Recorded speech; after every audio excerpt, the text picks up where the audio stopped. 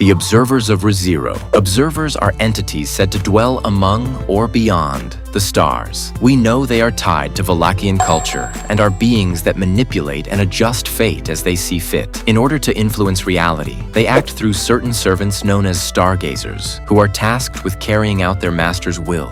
These individuals do not act in the interest of the emperor, but rather for the sake of the empire itself. For example, there was a stargazer who received the order to assassinate the reigning emperor because, in some mysterious way, that action would ensure the preservation of the empire. Some might think that eliminating these servants would stop them from fulfilling their assigned missions, but doing so would only result in someone else taking their place. Unless one were willing to kill every single person in the nation, stopping them would be impossible. It is also stated that those who receive orders from the observers cannot die until their mission is fulfilled. There is an account of a stargazer walking unharmed through a rain of arrows, none of which struck him. For the record, this stargazer had no powers. He was just an ordinary human. Lastly, we learn that a former witch cult archbishop, Stride Wallachia, was also a stargazer, which benefited him in achieving certain personal goals, including his battle with the young Wilhelm. Cecilus is also a stargazer, but he is the only one free from that mandate, either because of his overwhelming strength